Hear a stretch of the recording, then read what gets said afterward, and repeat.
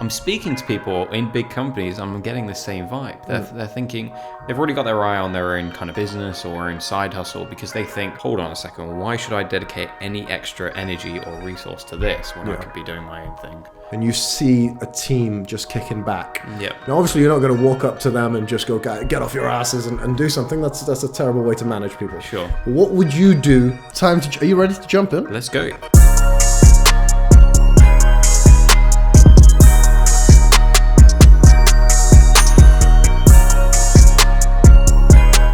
Hi there, welcome to Directors Debrief, episode 21. Smashed it out of the park. I'm right this time because I checked it. Am I right? First time, took 21 episodes to nail it, despite my this close to insanity spiel. Nailed it. I'm really happy about that. Yeah. The other thing is this is episode 21, dude. Mm-hmm. I don't think I've ever committed to anything for 21 episodes. That includes like TV shows. You know, the one biggest issue of my life, the one piece of software that we rely on outside of here that drives me insane, it's bugging out. There's a lot of things driving you insane at the moment, but you do deal with a lot of insane stuff. No, I'm not going to call out their name, but it's just one of these companies that it's gotten to a pathetic level of incompetence, but they have a chokehold on us because of one feature. And us being in pharmaceutical goods, we need that feature. Yeah. It's just in the event that anything goes wrong, we need to be able to trace everything. And that feature allows us to do it. But everything else about this software doesn't. Anyway, let's perk up the mood. Let's go. Let's go. Let's go. Where were we? We were just discussing how we're on episode 21. Yeah. A lot's been driving you insane recently. A lot's been driving me insane. Yeah, what's been driving you insane, man? Let's even this out, because right now I look crazy. Yeah, mine's less software, less robots, and more people. Okay. Yeah, so people are getting into me a little bit, and I mean this in the greatest respect. But I'm just noticing, like, not from any of our direct partners, but from people external in other areas that we're maybe newly interacting with, or so on.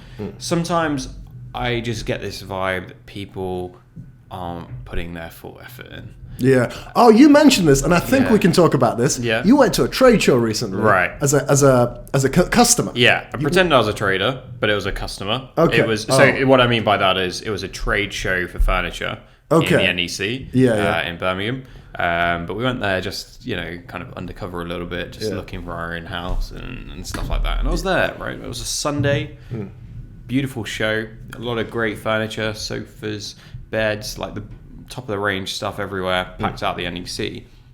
Plenty of people attending.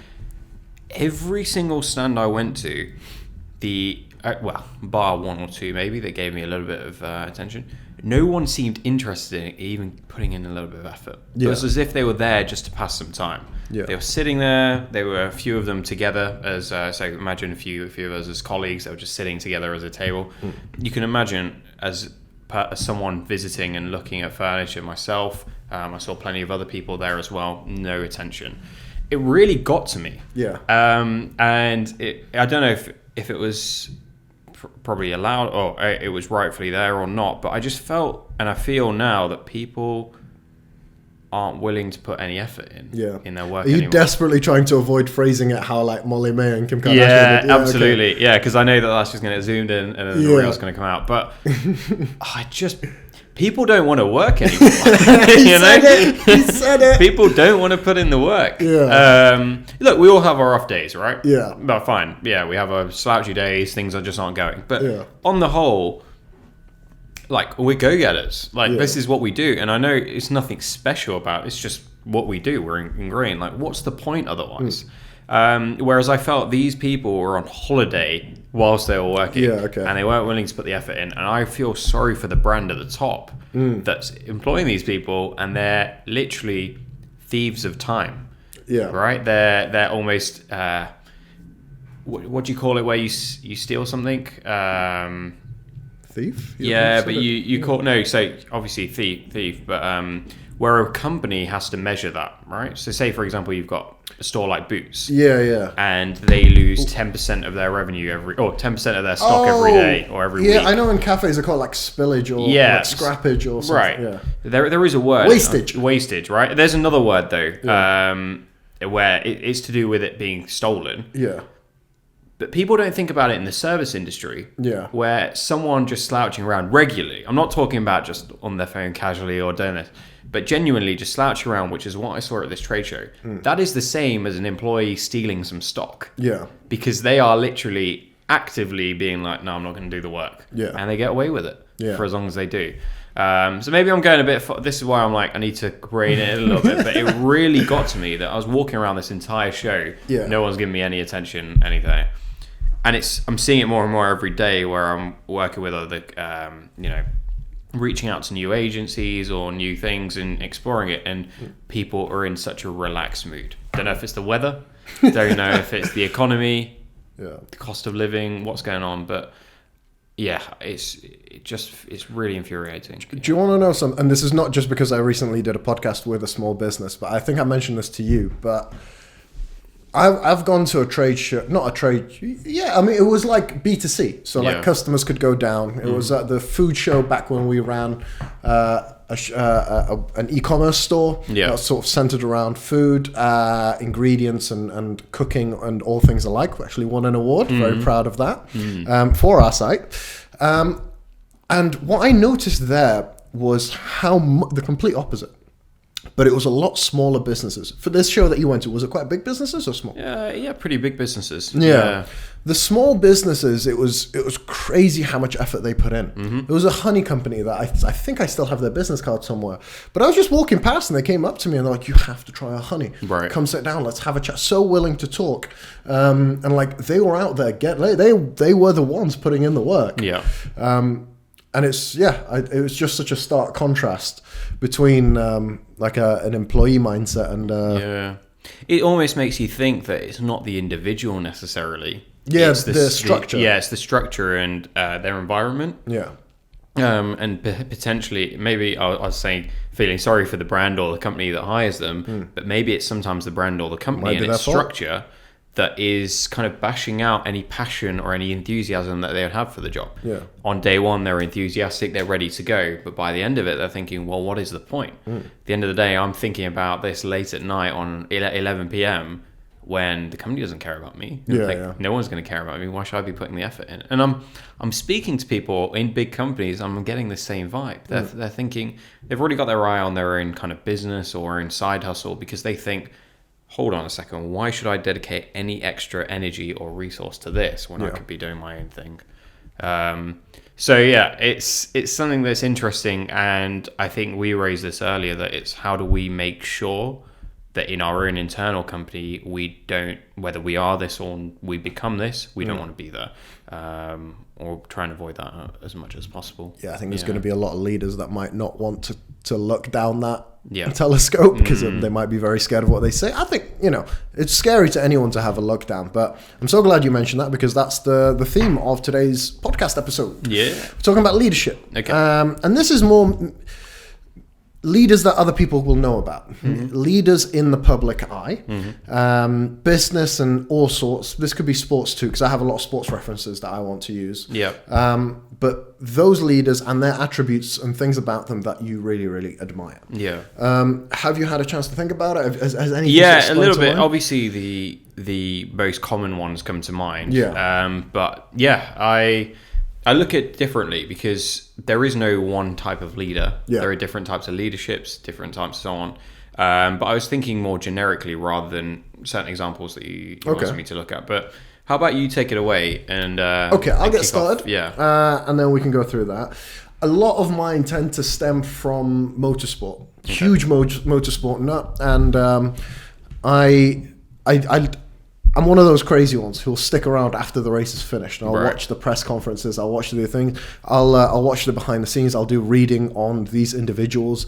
So, for example, one of the team principal of Mercedes, Toto Wolff. Okay. I've read a shit ton on this guy, and he founded investment firms. He came from humble beginnings. relative, like he was I think he was born in Switzerland, or Austria. Yeah.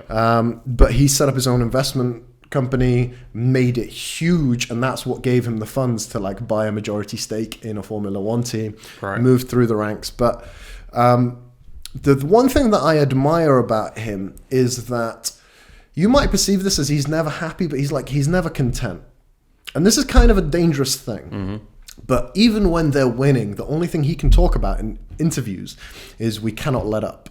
And this is a very interesting time for Mercedes right now because they're not winning. Yeah. They dominated for 8 whole years. Right.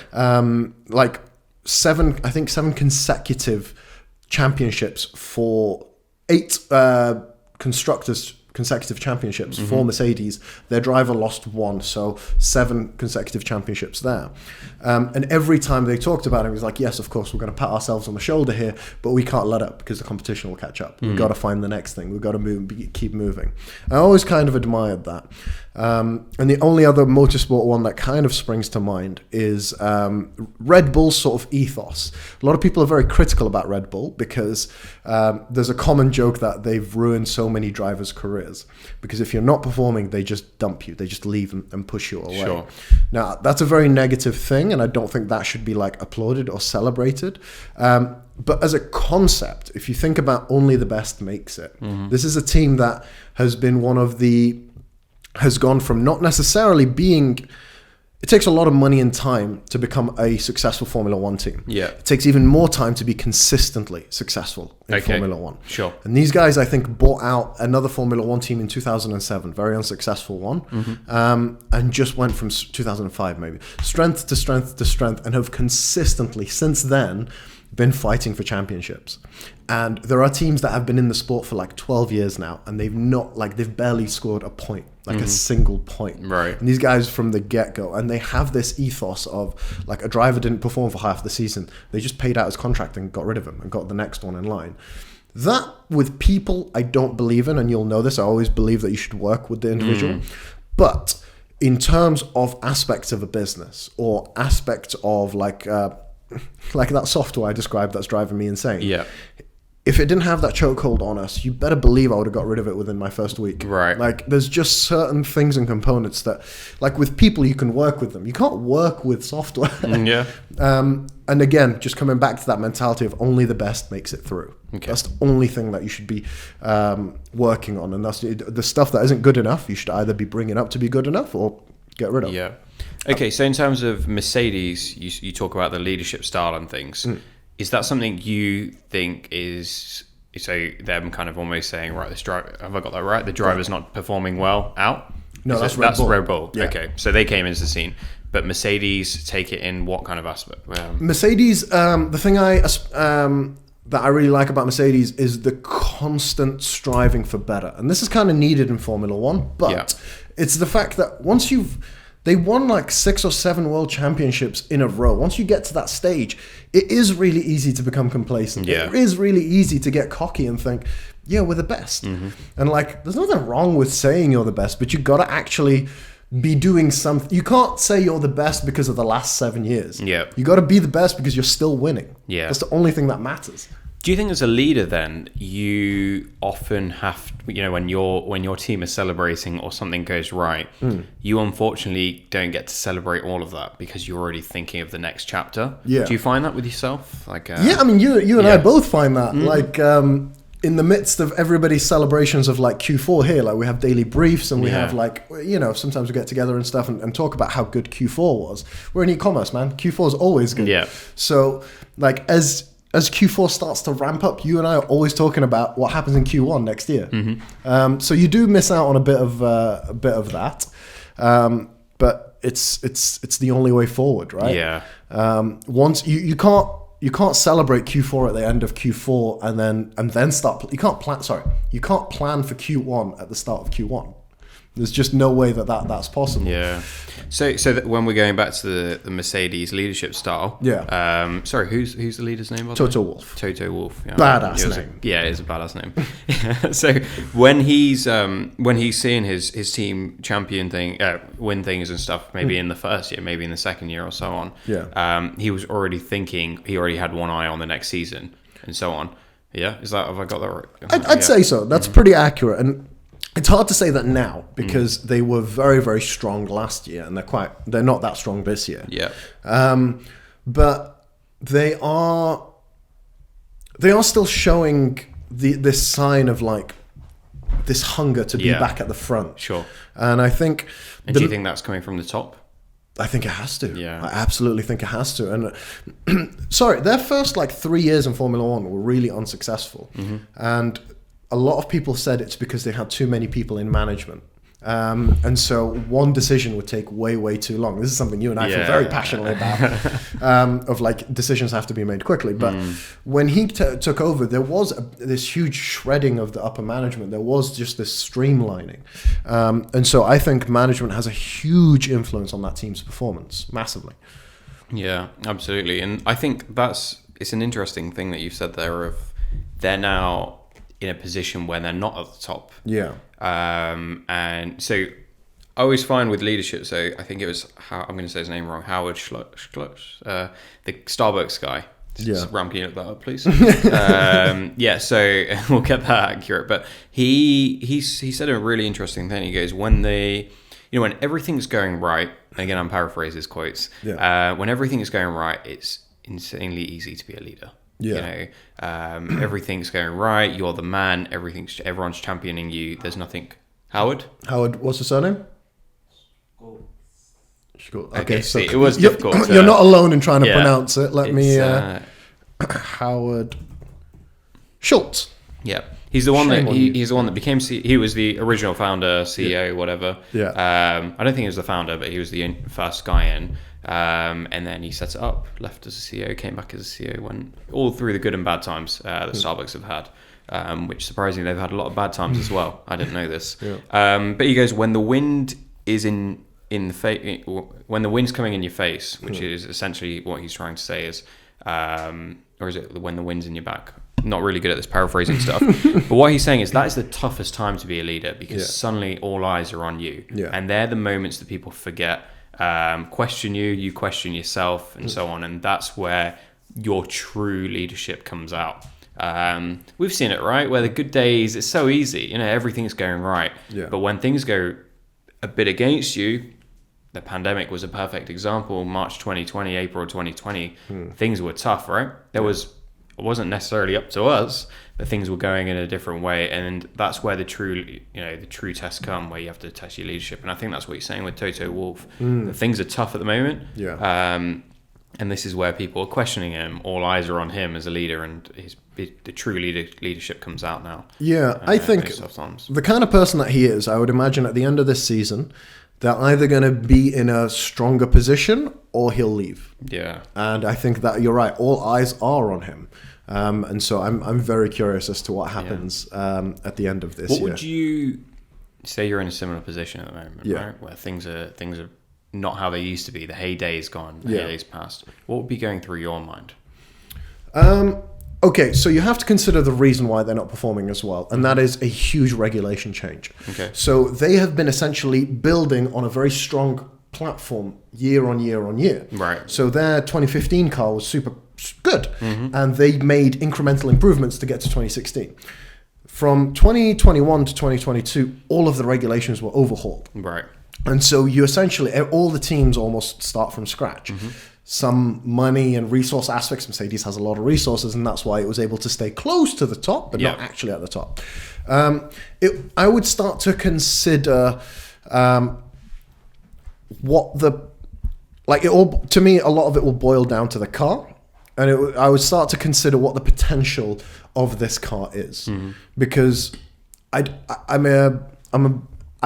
the kind of person I am. I would consider, does this car have the potential to run at the front? Okay. And if it does, then we need to look at other aspects. I'm not an engineer, but to the best of my knowledge, that doesn't look like a car that has the potential to run at the front. So it would be a case of redoing the car.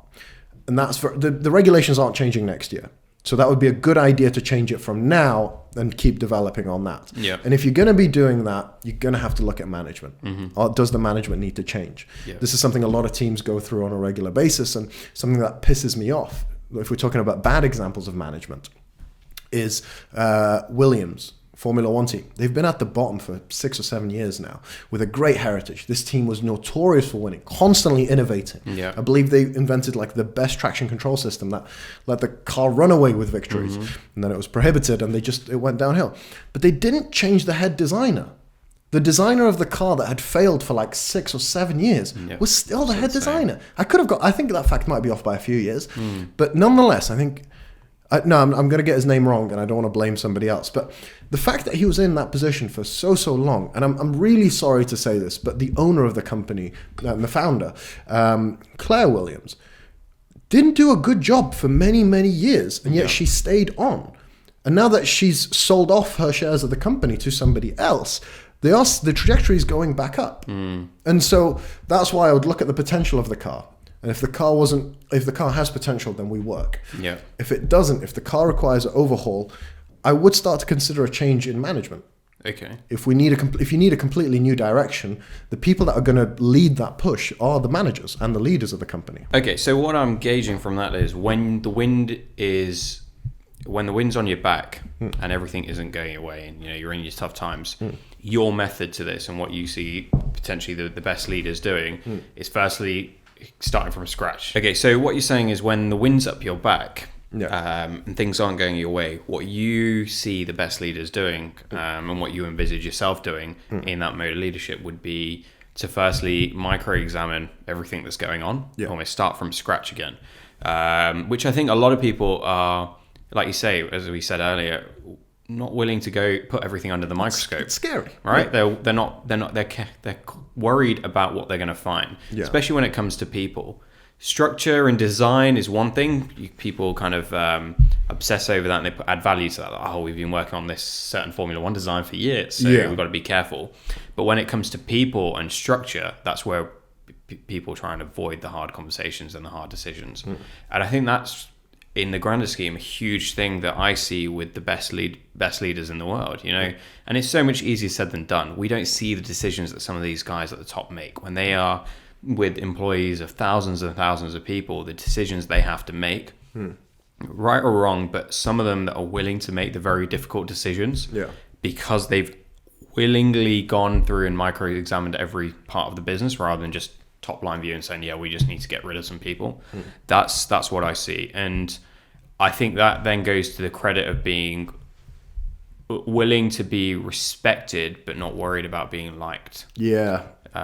So that's what I hear a lot of, and they're the best leaders. Yeah, they tend to be the best leaders that come out. And sometimes it's yourself. I think that's the hardest pill to swallow. But sometimes it's like the person that springs to mind about this is Ben Francis. Sorry, I remembered his name was Ben, but Ben Francis stepped back. He learned the ropes, and it was a great PR push, but I can't really imagine anyone doing that job better than him now. Right. And he wasn't ready, and he talks about the process of getting ready to take over as CEO again. But I think he looked at himself, and he could have sat on his throne, made a shit ton of money, and made a really good brand. But I think in the same way of to him, it was only the best. I have to create something incredible. I'm not happy if I just create something that's okay. Was it you that told me the story behind how he made the decision to step down? I might have been here that we were talking about it. So again, I've heard this secondhand, but the kind of thought process that went behind that is that there was a point in Gymshark's history. See, we see all the glamorous stuff, and we never see what actually went on behind the scenes. I didn't even know there were two founders behind Gymshark until recently. Okay, everyone just thinks of Ben Francis, but one was put to the side. And he's now finally coming out and telling his story. Really? I thought he stepped aside. No, so this is the story that's going on. Interesting. I'll share it. He was on the High Performance podcast recently. Oh, I'm so in. So it's a whole story of how two of them set the company up together. And Ben Francis was obviously more involved. But together they both owned a serious chunk of the business. And then one thing or another, there was a falling out, and the other founder sold his part of the share for about 100 million before Ben Francis went on to do all this stuff. But anyway, that happens in most businesses. It can happen, and he's so the on. Wozniak. Right. There was definitely something that happened there. But he was a serious shareholder and founder in the business. But What happened with Ben is there was stuff that's going wrong in the management, and apparently there was a bit of unhappiness with the employees back in the earlier days when they were in a smaller office, and there was stuff going on. I think it's around 2013, 2014 time. And I think it was Ben or one of the team instigated a survey with the staff members to see what was going on, and people could give their honest thoughts. Yeah. Again, I've heard this secondhand, so there's some little details. I know about the survey. I didn't know that's why he stepped back. That's interesting. Yeah, that was the thing, that apparently this survey took place, and he left the results of the survey somewhere in his kitchen. Yeah, well, he disagreed with the results of the survey. People called him rash and very emotional. Yeah. And then he left it and went to the gym. Yeah, and his girlfriend at the time picked that up and read through it, and he got, again, very infuriated by it. And I think she was honest to say that, well, those are the traits that you possess. Yeah. Which hit home to him. So I think a lot of that together made him realize that to really take this business to be the best brand that he wants to create, he had to look at himself. And it takes other people to sometimes mention it. Yeah. Of course it does. It's just who we are as humans to think everything is okay with us until someone points that out. And he was willing, as you say, to put his ego aside. Not tell everyone that he was coming back as CEO or that was his long-term plan, which takes a lot of... Do you reckon that was? Like his end goal? I'm sure there was. It wasn't a guarantee, I'm sure, that he put with himself, but I definitely think he had every intention that if he was going to be part of Gymshark, to lead it again one day. Interesting. I think he mentioned, well, whether this is true or not, but I think he also mentioned it to, I believe it was Steve, the previous previous CEO. He mentioned Steve quite a lot, yeah, so I think they had already discussed that was going to be the plan a long time ago. And Steve mentioned it to him that, look, for Gymshark to be the best brand in the world, Ben would need to lead it. So it was in discussion already. But I think Ben had to put his serious ego, especially for such a thriving business. Yeah. He's the man. He's the one to put that aside and say, okay, I'm going to let someone else steer the ship. Full credit, and it allowed Ben to probably grow up, which. So, he's very humble in saying that he needed a lot of growing up. Who knows if that was true or not, but he was given that time, able to see things from the side, but still be heavily involved in the business, grow as a leader, learn, nurture that, and come through. I think the process stays the same, though, in that he looked back, diagnosed what the issues were, and then figured out who's best fitted to fix these problems. Yeah. And he realized some of these problems he's not best fitted to fix. Yeah. And I think that's a thing with entrepreneurs, that they probably go through a point where there's a serious incident. So maybe this was Ben's serious incident, or maybe there was another one. But that teaches entrepreneurs and leaders something about micro-examining regularly.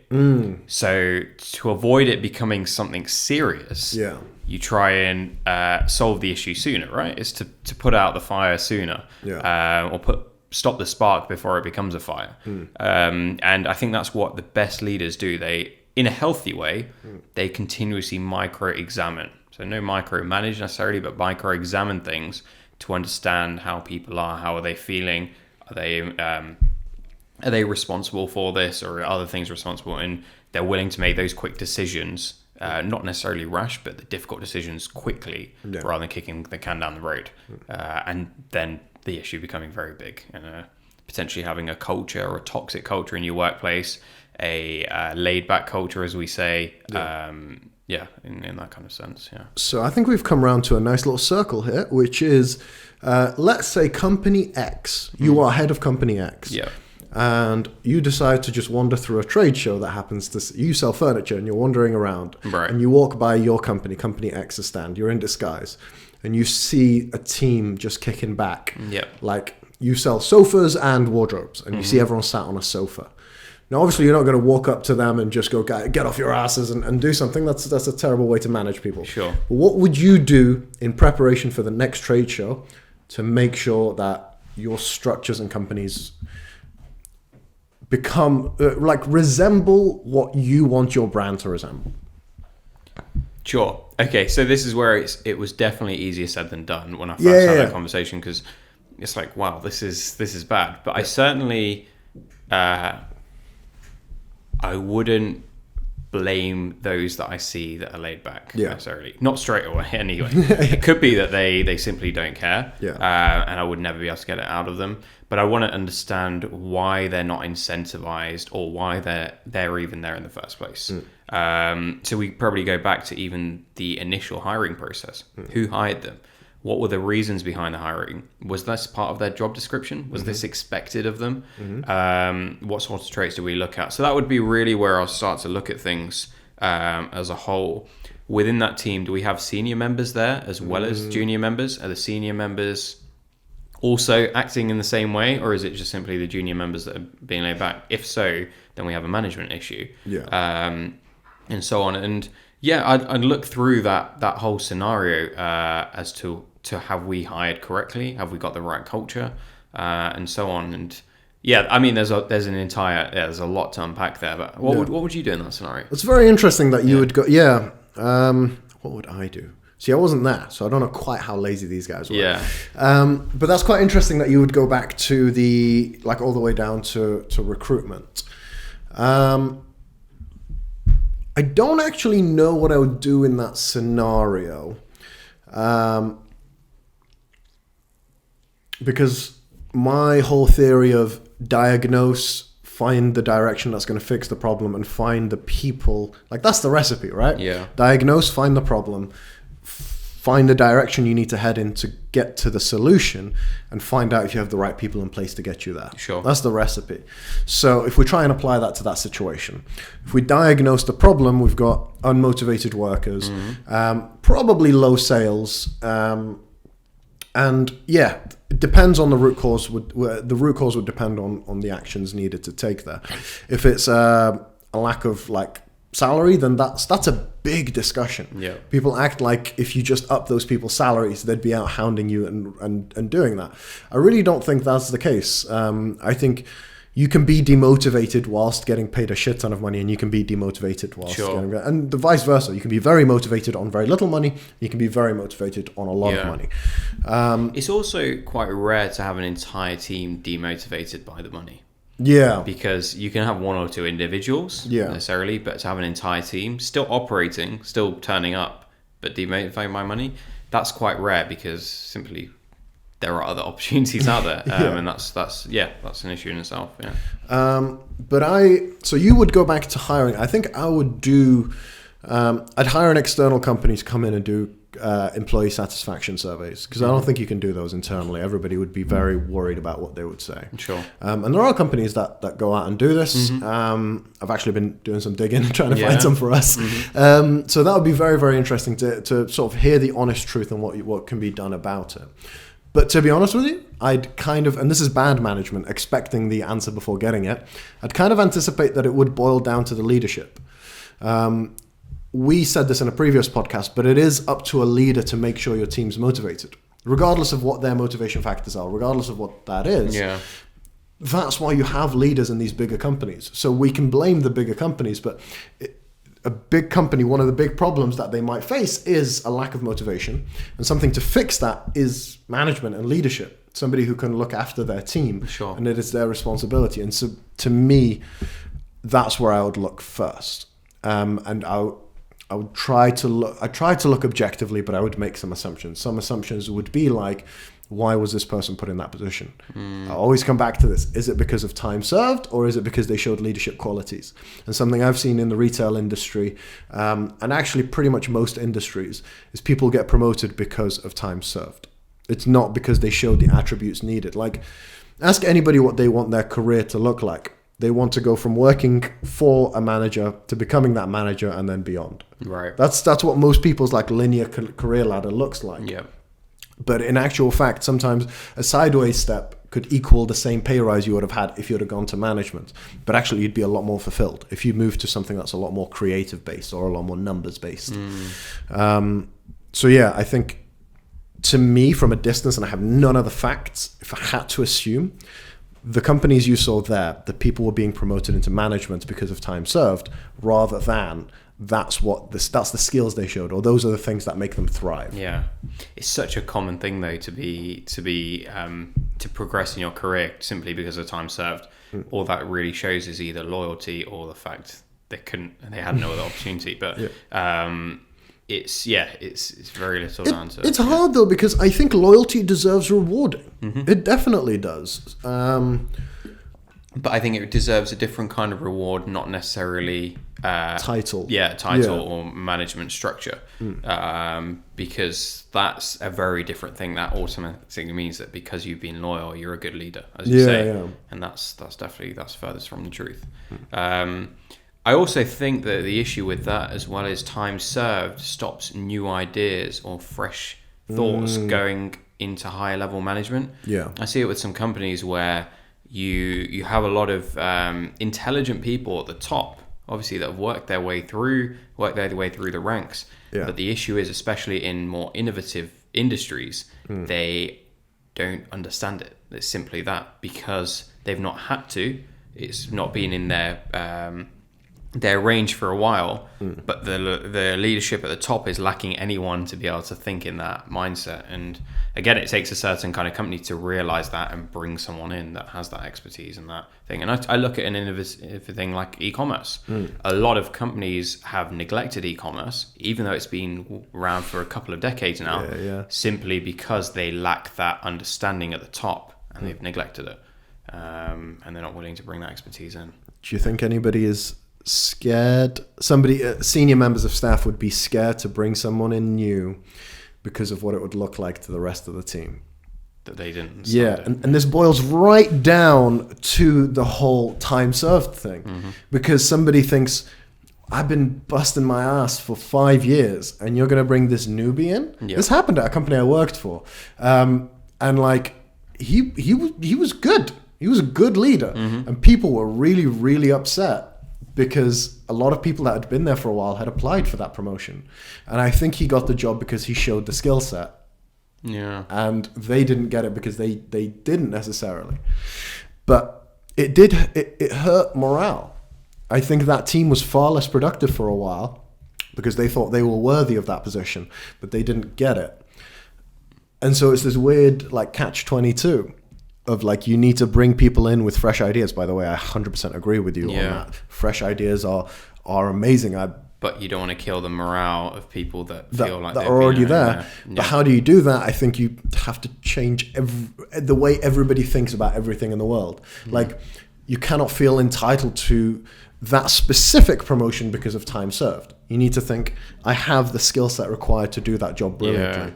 Otherwise, you need to look somewhere else. Preferably within the same company. I think that's where there's just that common thing of misalignment between what someone thinks the value that they're giving is required and the value that's actually required. It could be in an agency and client partnership. Could be in an employee management partnership where they think, but I'm bringing in X, and there's a serious misalignment between X and what the employer needs, which is Y. And that, again, could come down to leadership, where there's not clarity of what's expected and why certain things are required. I don't think it's 100%, but I think the shift of the responsibility, the big heavy lift of it, like 80-20, is on the leader. I definitely think it is a huge part of the leadership's responsibility. So in terms of, for example, say you've got employee X that's just been in a role and is looking for that promotion to the top, but it's currently hasn't been given that opportunity, or is doing a role that they're not really comfortable with, or so on. What would the leadership be able to do to address that? Hardest fucking part of leadership. Sorry to swear, but this requires passion. Because you have to consider in management and leadership the fact that your business is growing and it's growing in one direction. And you have to factor in the career of everybody around you because their career needs to also grow. And you are constantly battling between their growth of their career and the growth of your business, and your business needing this and your business needing that. And I think it is down to... It's not always going to work. In fact, I think a majority of the time it doesn't. But it's ultimately about how much... If somebody's career is heading in one direction and they're acquiring a set of skills that's going to make them super valuable in something, let's say something creative, and your business doesn't need anything creative, yeah, let's use that as an example. You could switch this out for anything, scientific, data science, development. But let's use that as an example, right? Somebody's really acquiring the skills to do something incredibly creative, but you need something over here on the left. I think it's down to a manager and that person to have a super difficult conversation and just go, if that aspect is super important to you, if you need to pursue something creative, this might not be the place for you to do that. Or if you can foresee that your business is going to need that in 3 to 4 months, don't make empty promises, be super honest. Then you can say, wait it out. This is the work that the business needs. The business needs Y and you're great at X. Crush Y for me for a while and then go to X. The problem is if you're wrong, and I've been in the scenario, that person will leave. Yeah. I was told to wait. I was told that I was super good at X and X was going to be needed in 6 months' time. And I dreamed of X whilst I did my best to crush Y. And 3 months came, 6 months came. And nothing. And I immediately thought, this is when I'm handing in my resignation. But yeah, difficult conversations is what it is, because it's a hard battle. You know this, I know this, and anybody in senior management knows this, where business needs are constantly changing and people's skill sets are constantly changing, and fight, like, it's literally like holding an elastic band this way and another one this way. You're like trying to connect the plug. I look at even our business, right, and I look at the small hard decisions that we've made. I say small, the hard decisions that we've made, and at the time they're brutal. I'm thinking a couple of years back, several years back, and they were tough decisions, but they were pivotal moments in most cases to where we are. And I actually look back with happiness, rather than it being the upset that was there at the time, or the difficultness of the situation. I think you have to, because at some point you got to stop thinking like, why am I pulling you in this direction and trying to push the business in that direction? If there was a better alignment here, this business would succeed more, and so would that individual. And yeah, it's a horrible part of management. It's the reason why a lot of managers go grey. But ultimately, they're far and few between, by the way. These are not situations that you find yourself in every week, every month. If in shitty situations, a couple times a year, ideal situations, once or twice a year, you'll find yourself in this situation. But very good question, because it's hard. It's probably the hardest part of management, I think. I think you would agree. Absolutely. All right, we should release Ram, because he's got to go home. I guess he can go home, but it was a pleasure. Yeah, likewise. I really got into that. I really did. Good. Yeah, we found our feet with it. But if you enjoyed it, don't forget to subscribe, like, do whatever you do, comment as well. And we look forward to seeing you next week. So thank you.